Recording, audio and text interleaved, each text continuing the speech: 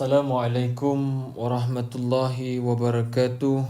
Bertemu kita kembali di chapter yang keempat, di mana chapter ini adalah chapter terakhir bagi menumpukan kepada direction ataupun exit. Sebenarnya walaupun tanpa trendline pun tak ada masalah sebenarnya, cuma kita fokus pada support and resistance sahaja. Okay, dalam direction ni amatlah penting cara saya cari direction melalui daripada time frame besar.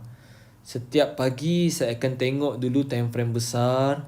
Saya akan tengok time frame besar dulu.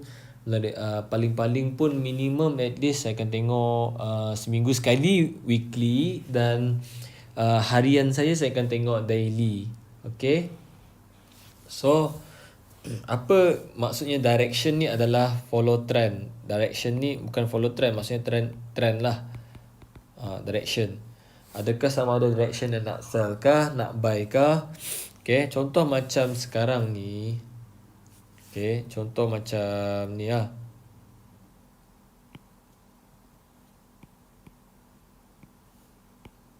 Contoh ini daily 1. Ini simple, saya explanation yang simple untuk chapter 4 ni. Takut nanti korang akan jadi berserabut lah, apalah macam-macam explanation.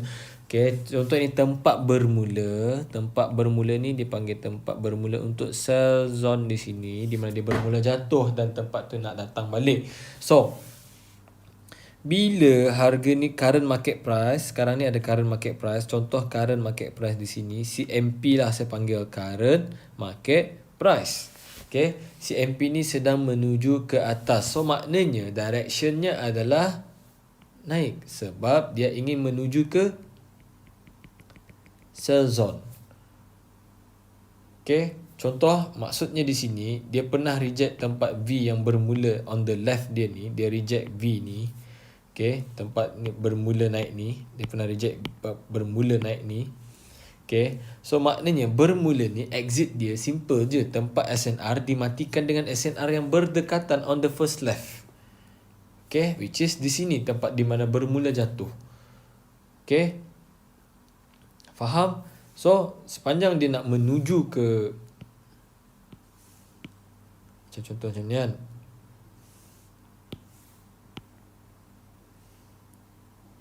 okay, dia reject sini dan naik. Okay, so nampak dia nak menuju ke tempat sell zone. So maknanya direction adalah buy ataupun uptrend. So di lower time frame dia akan membuat macam ni, macam ni, macam ni. Di lower time frame pecahan-pecahan candle dia, sampailah dia nak sell, exit di sini. Faham? So di sinilah tempat nak exit. You buy di sini, you buy di sini, you buy this area, dan you exit tempat on the nearest zone, on the left, zone yang berdekatan. Okay, maksudnya zone to zone.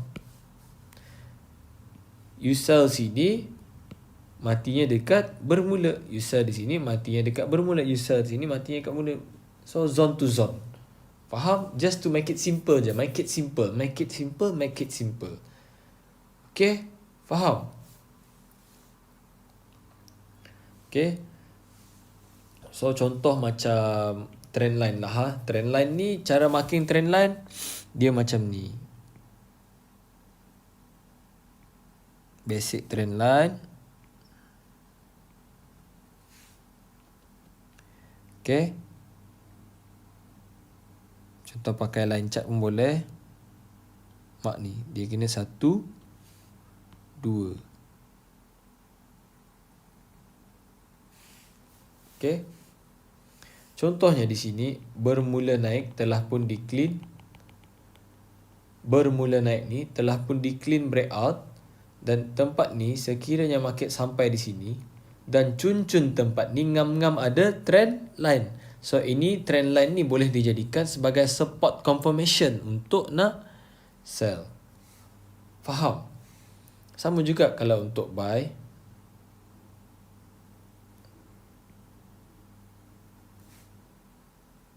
One, two. At least ada 2. 1, 2. Okay. So contoh di sini tempat bermula jatuh ni telah pun di clean breakout, dan tempat ni dijadikan support, resistance become support. Ngam-ngam dia datang tempat ni. Tempat ni pun adalah tempat resistance become support dan tempat untuk buy, dan tempat ni juga ada trend line sebagai support confirmation.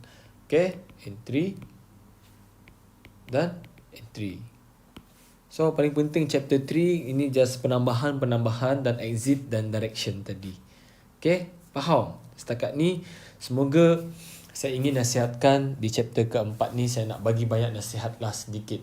Okay, satu, ingat tuan-tuan, kita jangan cuba untuk negatif ataupun kecam-mengecam bila mana teknik tu terlalu simple lah apalah. Tapi hakikatnya tuan-tuan, saya terus terang, saya belajar 14 guru. Alhamdulillah, saya belajar dengan 14 guru. Saya hormati semua guru saya. Saya ingin ucapkan terima kasih kepada semua guru saya yang mendidik saya sampai sehingga hari ini untuk menjadi orang yang berguna. Dan sebanyak 14 guru sepanjang saya 8 tahun trading, saya bayar sana sini, dan saya belajar more than 32 teknik. So in the end, dulu saya pakai banyak indikator apa semua, tak ada masalah sebenarnya. Kita kena hormati satu sama lain dalam trading ni. Kita bukan nak trading ni cabar-mencabar. Kita nak community ni sihat. Kita nak buang segala negatif ni. Kita fokus pada membuat USD, nak withdraw USD. So sebenarnya dalam trading ni, apa yang kita nak sebenarnya? We just want USD kan? We just want USD. Contohnya, if you nampak market nak boleh jalan 30 pip, you ambil lah 30 pip. If you nampak market nak boleh jalan 10 pip, boleh nampak nak you ambil 10 pip. Tapi tak, sekarang ni bila dah masuk entry, dia akan, contoh macam dia dah masuk entry. Okay, contoh dia masuk sell, dia masuk buy lah, apalah sana. Okay, dia masuk entry. Bila dah masuk entry, bila dia tengok profit pula. Bila tengok profit, datanglah nafsu di sana dan nampak dah dia nak set for 30 pips untuk TP. Tiba-tiba pula dia nak jadi 50 pips, 100 pips, main rasa-rasa pula. Okay, tak ada nak main rasa-rasa dalam trading ni. Bila you nampak dia nak bagi 30 pips, ambil 30 pips. Bila you nampak dia nak exit, ambil exit. Jangan ego. Okay, be flexible. Bila market tu tak mengikut apa analisis kita, try to cuba untuk cut loss, try untuk cuba lawan segala ego kita tu. Bila kita dapat kawal emotion kita, insyaAllah kita akan boleh bertahan dalam bidang ni. Okay, so apa yang saya nak adalah try to be positive. Sentiasa jangan salahkan Allah. Bila kita loss, kita salahkan Allah. Jangan salahkan takdir. Okay, kerana Allah mengikut sangkaan hambanya. Contoh macam orang yang miskin, dia akan macam, ada orang miskin dia cakap macam ni lah. Dia cakap, oh memang takdir aku memang dah miskin lah, memang Allah dah bagi aku takdir miskin. Dan itulah sangkaan dia dekat Allah. Bila sangkaan dia dekat Allah macam tu, maknanya Allah akan mengikut sangkaan dia tu. So hati-hati tuan-tuan, jaga sangkaan ni. Sebab tu untuk hidup lebih tenang, kita kena selalu bersangka baik. Saya cakap ini pun untuk diri saya sendiri juga. Okay, dalam masa yang sama ini saya mengajar ni, saya cuba untuk seditkan dakwah ini. Okay, untuk saya di akhirat nanti, saya mohon untuk kita semua berdoa agar kita boleh faham apa yang untuk disampaikan tadi. Kita tengok balik lagi dia video. Saya ingatkan lagi tuan-tuan, dengan adanya video ini bukan sahaja untuk ditonton, tolonglah catat setiap apa yang saya bagi tahu. Yang penting itu, tolonglah buat screenshot sebanyak yang mungkin. Untuk menjadi orang yang luar biasa, usahakan orang kena luar biasa juga. Untuk orang nak jadi biasa-biasa, usaha pun biasa-biasa lah. So maknanya, buatlah screenshot sampai 1000 apa je. Untuk you ambil time dalam PKP ni, seminggu ni, buatlah screenshot 1000. Targetkah buat 100 screenshot, 200 screenshot, 300 screenshot. Can you imagine if korang dah buat 100 screenshot, korang boleh bangga tau dengan diri korang. Faham tak apa maksud saya tu? Korang dah, aku dah buat yang terbaik, aku dah buat yang ni. Okay, so itu saja buat saya ucapkan terima kasih. InsyaAllah saya akan keep on upload juga the video nanti. Saya akan upload sekiranya ada sebarang update lagi. Okay, sebarang penerangan untuk penjelasan lagi, ataupun untuk menjawab setiap soalan-soalan trader. Okay, Assalamualaikum warahmatullahi wabarakatuh, dan selamat pagi dan salam sejahtera untuk semua. Okay, selamat berpuasa, Ramadan Karim. Dari saya sekeluarga Paul X, saya ucapkan selamat berpuasa. Okay, Assalamualaikum.